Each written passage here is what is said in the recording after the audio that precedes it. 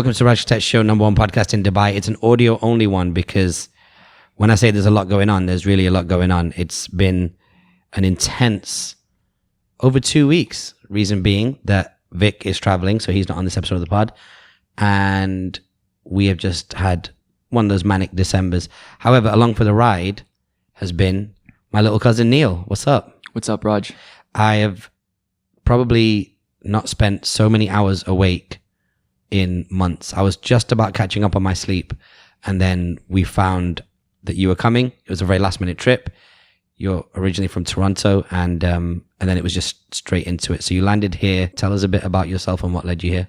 No, it was just as you know, it was basically a last minute trip. Wanted to spend some time catching up. Haven't seen you and your sister for almost 3 years now, since the pandemic. So it was the opportunity came along, and I was like, you know what, gonna just book my trip and come around. The weather's not too nice in Toronto right now, so it kind of made sense from all perspectives. As an umbrella theme, should we just talk about what your thoughts are of Dubai? So your history with Dubai is you first came here 9 years ago. Every time you've come here, I've been here. Yep. 9 years ago, we were just wilding, having a good time. And then you came 3 years ago for my sister's wedding. And now you're here in 2022, post-pandemic, post-expo. How would you summarize Dubai for somebody who's not been here before based on your experiences last 16 days? Yeah, it's interesting because each time I speak to someone about this, I keep saying that it feels like it's almost like my first time here, because each time I come, it seems like Dubai has kind of changed in some perspective.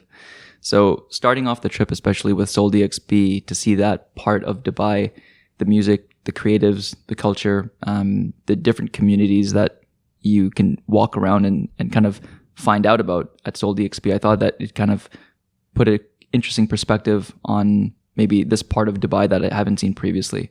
So for me, definitely it was eye-opening. It kind of was a great start with just kicking off with Soul DXB right away.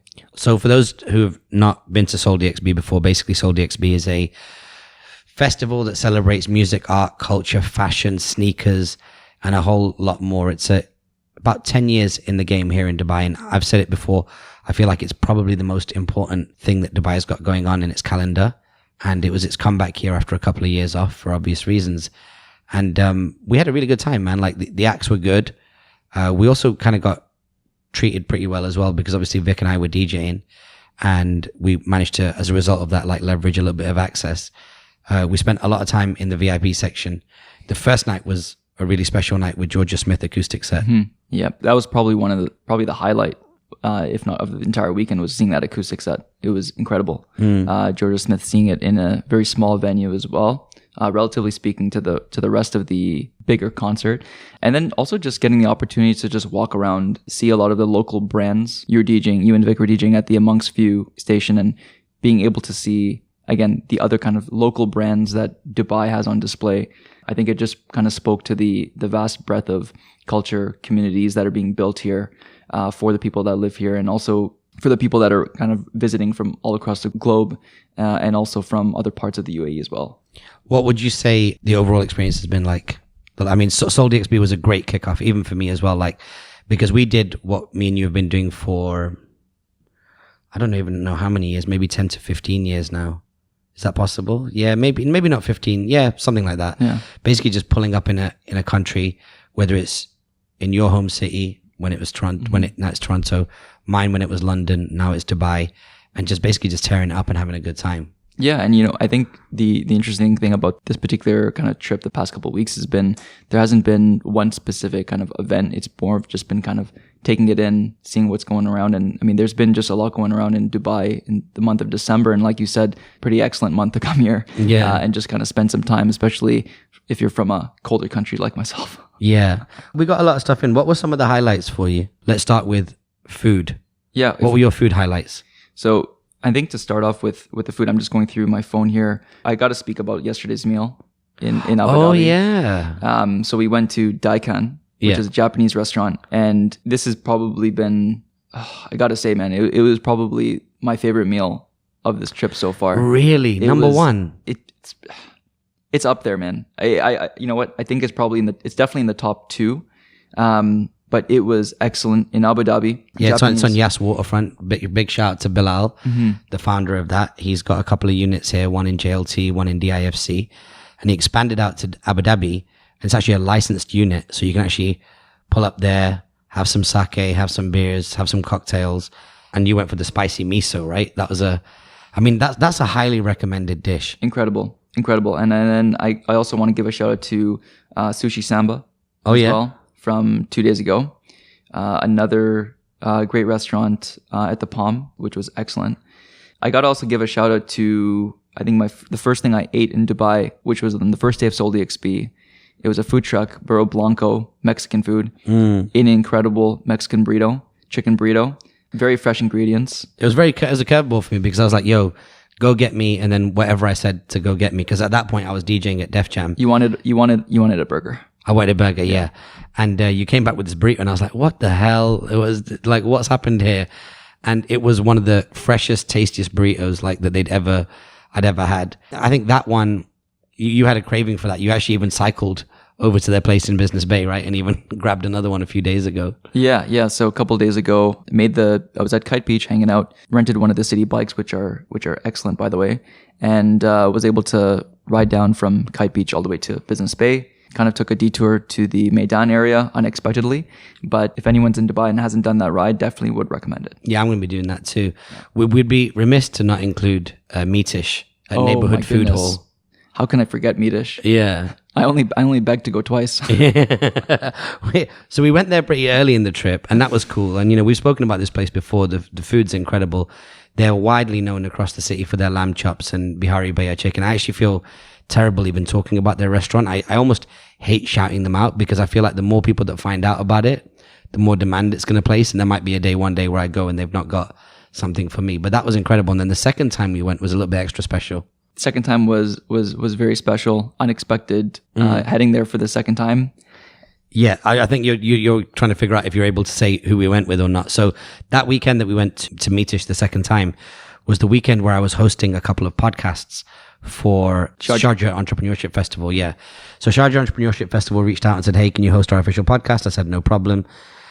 And on that day as well, my good friend Daniel Priestley connected me to one of the best creators I think I've ever had the pleasure of meeting, especially in his age bracket, in that kind of like mid-20s age bracket, which is Ali Abdal, who puts out an incredible amount of content in and around productivity and just like life OS, I call it. You know what I mean? Like almost like how to run your life with really good tips, things to read, apps to use.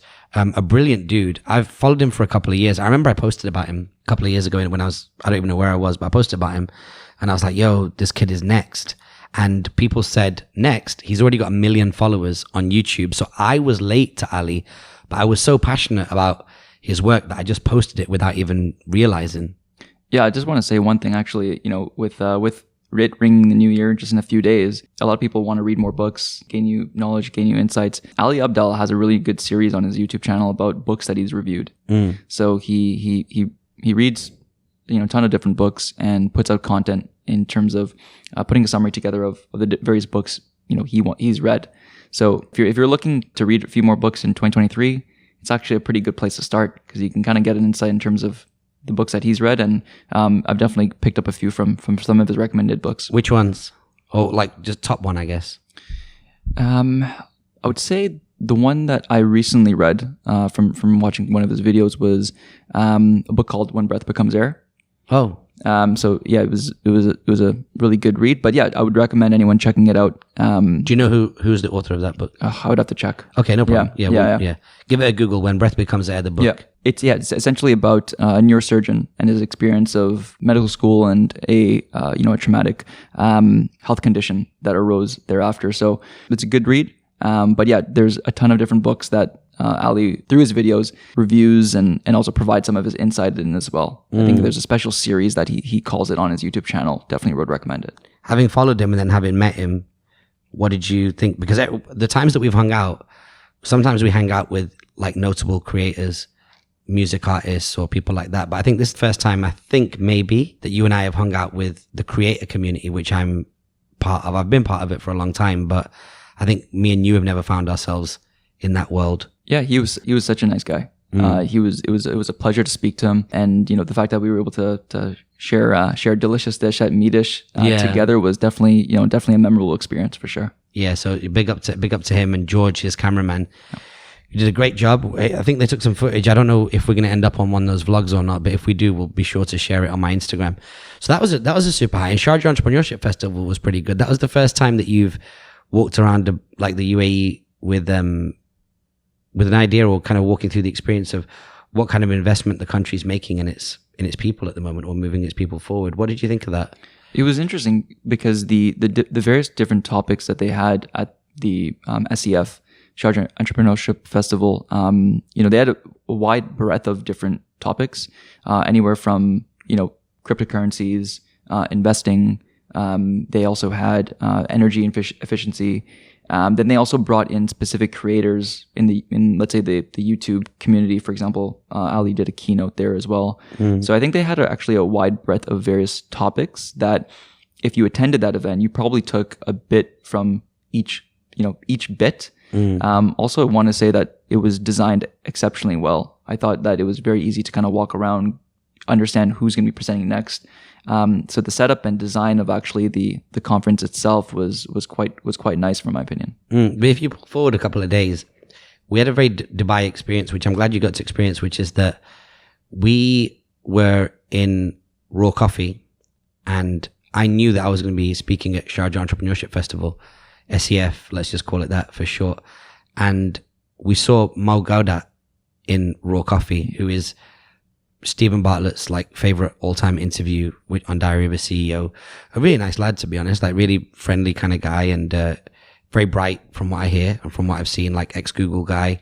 He's got a wonderful story to tell, a wonderful mission around how he's taken an insane amount of trauma in his life and turned it into an outward-facing mission for happiness for 1 billion people. So that's a very Dubai moment. I think it's really interesting that you've had this in Toronto because you've got a big music industry there, but you can literally be walking around Dubai and be at a coffee table next to somebody who's really doing their thing. And they may not be like an A-lister. You're not going to be sat next to Jennifer Aniston or Ben Stiller, for example, but you're going to be sat next to somebody who, at least in the world that me and you were interested in, which is education, growth, personal development, that's really doing their thing. I'm sure it's quite motivating and inspiring for you to be able to know that certain people in that community that you work in are spending time in Dubai, spending lengthy time in Dubai, and are investing their time creating relationships in Dubai, trying to create stronger communities in Dubai.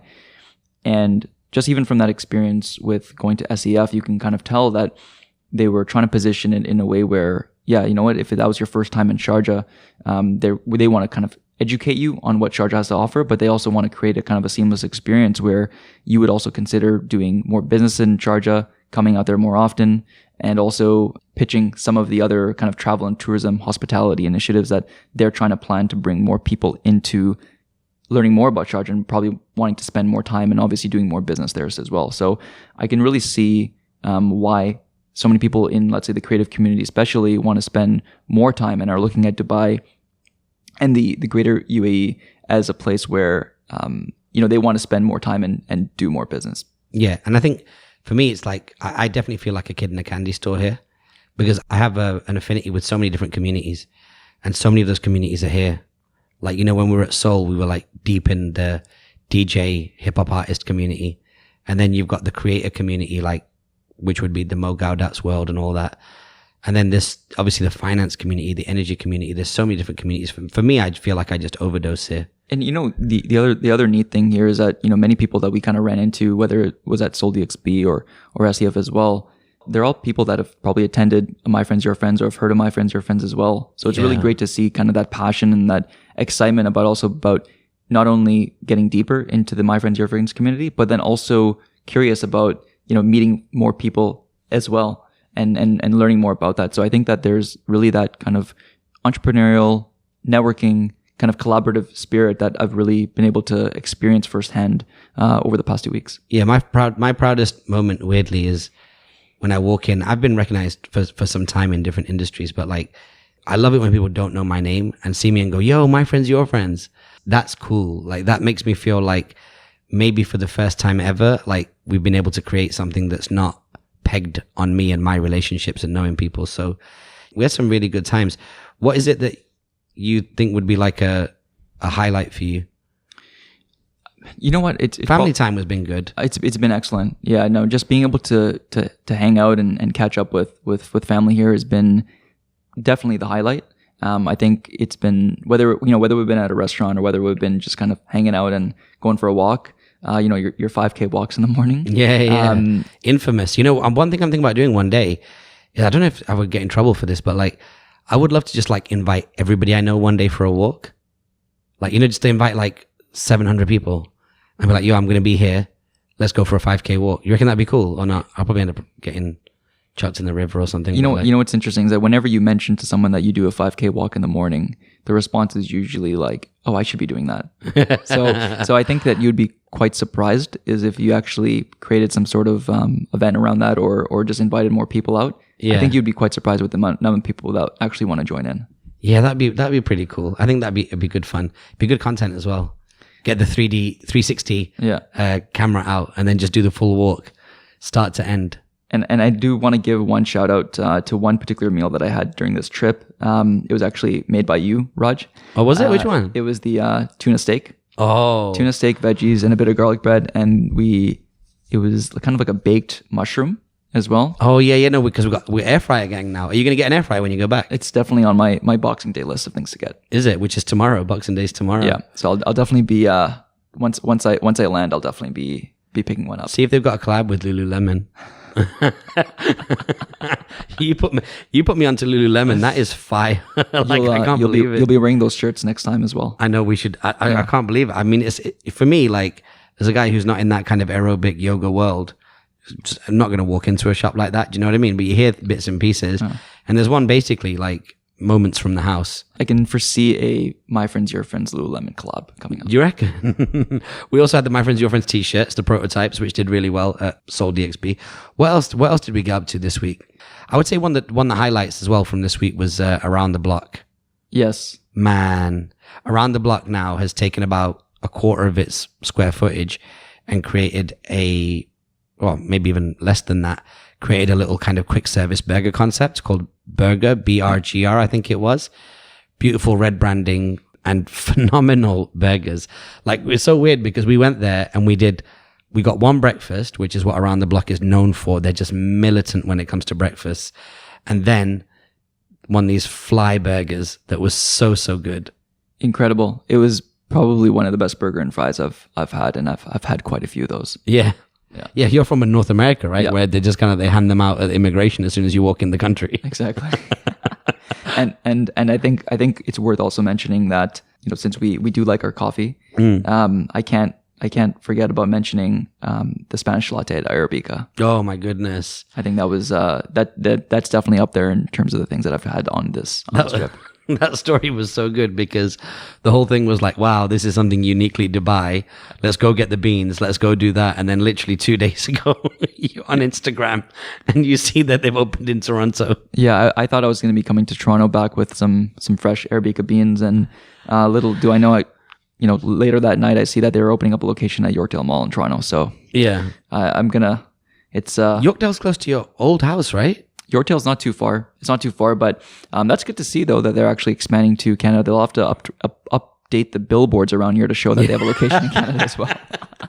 They put a billboard up and they named just so many places, including like random places like Kuwait or something like that. And they hadn't mentioned Canada. Yeah. That was really good. No, that coffee was dope. And I know you've got a few grams of that in your bag to take back with you as well. So that's going to be like a nice little high when you get home. And I mean, it's probably worth mentioning as well is that today is Christmas. So Merry Christmas. Merry Christmas. Yeah. We're minutes away from wrapping this call up and heading over to Hotel Indigo, where we're going to be going for a Christmas meal. Yeah. Gang business today. Like, there's a lot of people coming today. Originally, it was going to be like the 4 of us and then two more. I think there might be best part of 12 folks. It's actually going to be the 6 of us, but like, yeah, there's probably going to be closer to 12 people. So it's going to be a nice vibe, man. I think it's going to be a really good way to end.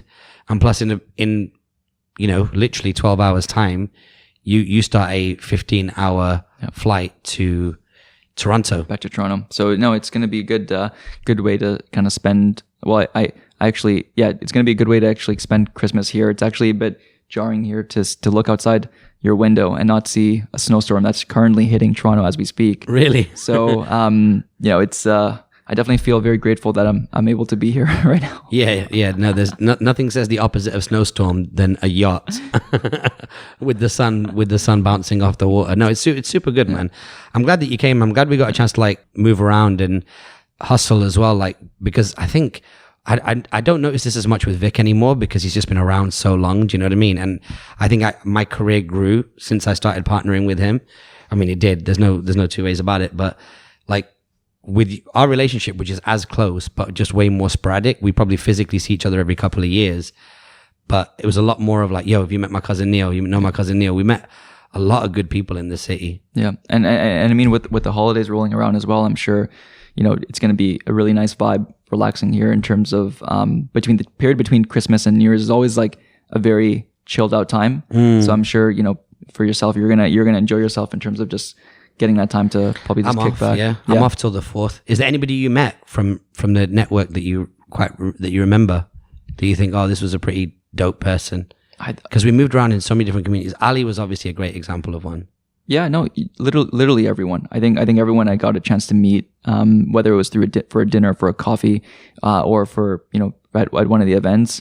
I definitely have a lot more people on my WhatsApp now from Dubai than I did before I got here. So wait, can I ask you one thing as well? You also mentioned as well that in the first week that you wanted to be a bit more out there because you are like more like that professional company man. You're not like Mr. Stand on the rooftop and make noise kind of guy. But what is it that you want to change, and what changes are you thinking about making? I think one of the things, especially from Soul DXB, is that it was pretty inspiring. And I'll also say through the Sharjah Entrepreneurship Festival is that it was very inspiring to see how many people are either, whether they're starting their own business or starting their own brand, whether they're a content creator, you and Vic yourself with Love Soul. It's pretty inspiring to actually see that on display. And I think Dubai actually has, from what I've seen this week, and the UAE has really great opportunities for creatives like yourself to actually put your talent on display. So that was very inspiring to see over a prolonged period of time during my time here. Yeah, because it was a nice long trip. Yeah. I noticed that about halfway through the trip. I was so happy. I was like, you know what? Normally, it never feels like enough time. You look at short trips like Cape Town. We went for 9 nights. I was like, it's not enough. But you coming for 16 plus days. We really did get to spend a lot of time walking around together. And I have to shout out my cousin Sonal for surprising me with X-Line Dubai as well. Yeah. That was a incredible experience. Very, very frightening in the beginning because she gave me 15 minutes notice that I was going to be ziplining down a building in the marina. So shout out to Sonal, Wes, and Raj. Thanks so much for arranging that. Anytime, yeah.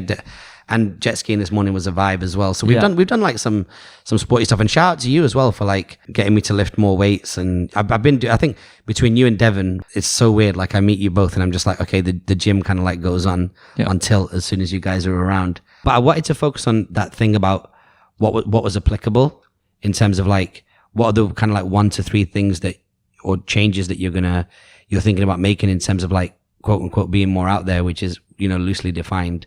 I think one of the things that kind of ties into the work you do as well is that you kind of see the importance of having that personal brand and putting out content, because it can really put you into certain situations where you're able to build relationships with people like yourself, but then also people in the community that you work in, right? So, for example, at Soul DXB, there were obviously many DJs there, DJing at many of the different booths. But behind that is a particular personal brand, and behind that as well is certain content that they put out. So whether that's content themselves in the act of, let's say, DJing, or whether it's interviews that they are also part of, apparel, creating a community themselves, over time, that kind of compounds into something even greater that opens up further doors. So I think that was kind of put on display, especially at an event like Soul DXB. And I kind of saw similar lines as well at SEF as well. So that was quite inspiring, eye-opening, just because it was, again, very much on display. And I can kind of see that there are a lot of those opportunities here in Dubai for people to... But how would you apply that now when you go back to snowy Toronto? I'll probably have to think about how that applies specifically in terms of, certain goals that I would have personally. But I think just seeing that on display, even in terms of industries that I'm not particularly in on a day-to-day basis, I think is something that I'm definitely going to take back. Yeah, I think there's a huge advantage to just trying to make a lot of friends. I had a conversation with somebody recently and they were like, do you want to be friends with everybody? And I was like, I haven't really thought about it, but I don't not want to be friends with everybody. I do like having a lot of friends, and there are definitely advantages. And I think the good thing about what you've picked up on there is it's transferable across everywhere. Like it's not just for, I'm not like correcting you. I'm just saying it's not for just creatives.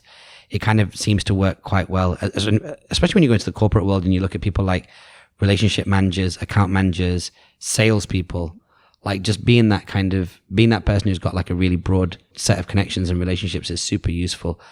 It starts with kind of like a yes attitude, right? Like just taking 5-10 minutes out to get to know somebody, or like just take their name and then acknowledge them every time you see them. Yeah. I mean, it kind of ties to some of the videos we were watching the other day ago. I think it was an Alex Hormozy video where he was talking about content creation and being able to apply actually what you're doing outside of the content creation and kind of explaining it from the perspective of this is what I do and it may be helpful. So I think in all industries, whether you're in finance, insurance, whether you're a real estate agent, a content creator, etc., people are always going to be looking for some question. They may have certain interests themselves. They may be asking for a friend and whatnot. So if by putting yourself out there through content, especially by creating that brand for yourself, I think it's also just easier to be able to help support other people and create that community for yourself as well. Do you remember we came up with that idea a few years ago, Toronto Joe?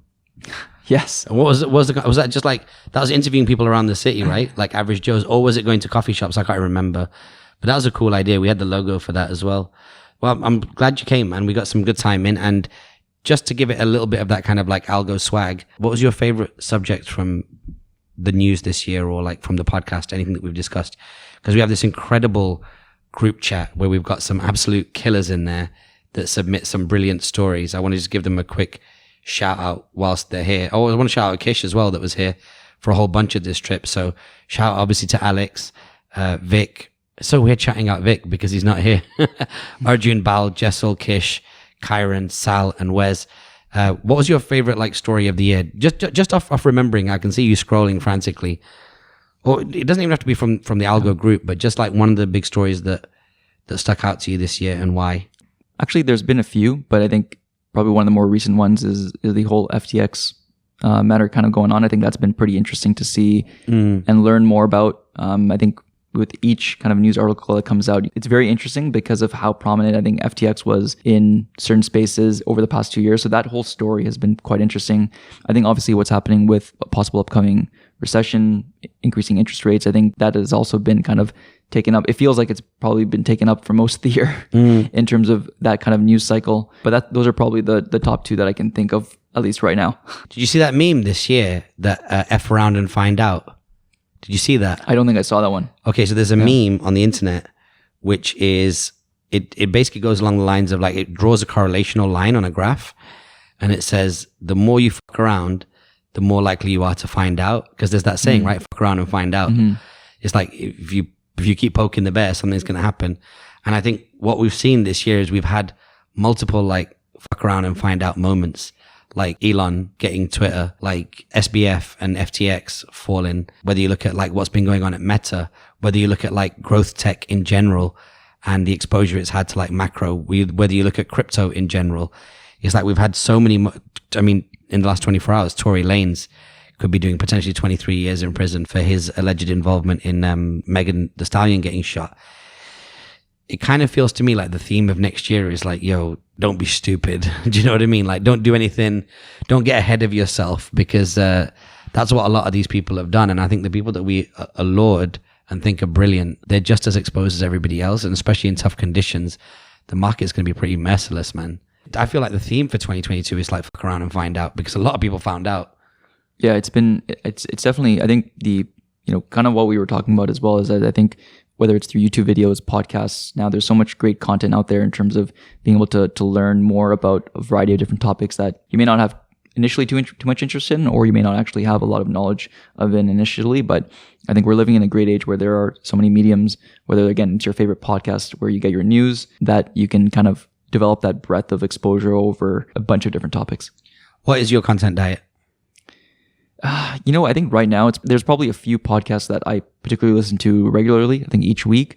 And then I try to sprinkle in anything extra in terms of if it's need to know at that for a particular problem or a particular question I have. Some of the popular ones that you know that I listen to regularly. All In Podcast, one of my favorites. Scott Galloway, loved listening to his podcasts as well. So there's probably those are two of the ones that I try to listen to weekly. And then everything else is if I'm trying to figure out how to fix my toaster for whatever reason, I'll try to search that up specifically. But okay, yeah, like your regular content diet. It's probably just more so around, I think, podcasts and YouTube for the most part. Podcasts have been so weird over the last decade because a headphone is a headphone, and what gets spat through it from your phone into your headphones can be anything audio, effectively. And it's amazing for us that we're raised on music at home, in the clubs, how much of the content that our phone spits out is no longer just music. Like, and I would say podcasters reduce, and I'm older, right? So like, as you get older, you're not like on the latest, hottest shit anyway. But like, podcasters like massively cannibalized my music consumption. I feel like my podcast consumption has gone up since I got the AirPods. Really? Because it just becomes so seamless to be able to just put them in and just listen when you're walking down the street. It's just such a seamless experience. So I think that there's something there that, you know, it's weird. Me definitely has criticized Apple so many times about being late to the podcast party. Their app is terrible when it comes to podcasts. As soon as Spotify offered me podcasts, I moved over there. I don't like the downloading. Sometimes it doesn't work. It's ugly. It's just I hate the Apple podcast app. I probably only go there now and again to consume Scott Galloway's podcast. But on the flip side, they did so much for audio, of which podcasts slipstreamed and benefited. And you're right, it's the AirPods. The AirPods for me has been game changing. I mean, I know like I think most Apple users are probably if they don't have AirPods, they're probably curious about getting them. You'll probably get some good sale maybe for Boxing Day, so it's definitely worth giving them a try. But I can definitely say that the AirPods has probably increased my podcast consumption or YouTube consumption for the most part, just because with how easy it is. They make it very seamless for you to just always kind of be plugged in. Yeah, and we also talked about this as well, right? They're also a signal to people as like what kind of person you are, like what you're able to go beyond just the quote unquote iPhone signal, like being an iPhone owner. And you can't necessarily wear your MacBook on your head and say that you're part of the ecosystem that way. And that headphones are a really good way to signal to people that you're more invested in Apple than just like the phone. And we had this dope conversation as well, which we'll probably get into on a future episode, about like how all of these things, whether they be flashy cars or content that you post on Instagram, it acts as supplements. So if you've got like a healthy self-awareness and you know who you are, then you don't really need to signal stuff to people. But if you're not, then there's so many different supplements, brands and things that you can consume. But that's a conversation for another day, another deep conversation that we had. But thanks for coming, dude. I hope you had a good time. Thanks so much. And I got to say, thanks so much for an incredible 2 weeks. I really, really appreciate it.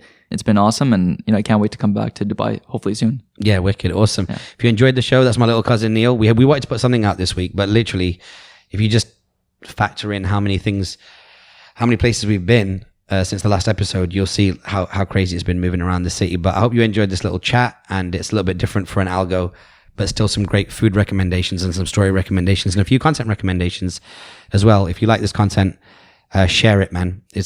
Speaking of which, a couple of content recommendations you touched on. Think Media has a whole bunch of keynotes that have been put out. So Think Media has an Alex Hormozi keynote, and it's very, very content orientated. And I also kind of liked Earn Your Leisure as conversation with Joe Budden. And although Joe Budden isn't my favorite content creator, he made a very good point, is that his show's called the Joe Budden Podcast. And Dame Dash of Rockefeller, Jay-Z's former partner, said to the Earn Your Leisure guys, you shouldn't call it a podcast, you should call it a show. And I've always kind of like debated back and forth, like, should I call it the Raj Kotecha Podcast? And it doesn't mean that I never will, but it just means that like now I'm just happy just to call it the Raj Kotecha Show, because it's also on YouTube. And ironically, I'm saying that on an episode where we're not filming it for YouTube. Yep. We'll probably just put a picture up and some audio. But like, yeah, he made a good point. So there were two pieces of content that I really liked. Awesome. Yeah, no, I definitely haven't been consuming too much content since I've probably been here. But I know this is the time of the year that all of my favorite podcasts have some sort of year review or kind of commentary for next year. So I'll definitely be consuming that over the next couple of days. Yeah. And we both were quite into the Jason Calacanis on Tim Ferriss as well, which was a dope podcast. What you should do as well, once we do our remote podcast back on video, you should just jump on every few weeks. Yeah, no, that would be great. This was a ton of fun. So thanks for having me on. First podcast, right? First podcast. All right, nice. Let's celebrate with some Christmas dinner. If you enjoy this podcast, make sure you give us a 5-star rating on Spotify. It really matters. It really helps. And it's a 5-star rating and review on Apple Podcast if you're still using it. But more important than anything to me, there is a share button wherever you hear this, even if it's on YouTube. Hit that share button. Make sure that somebody else who you know can enjoy this podcast. We enjoy making it. Hope you enjoy listening to it. We'll catch you on the next episode. Peace. Oh, and Merry Christmas.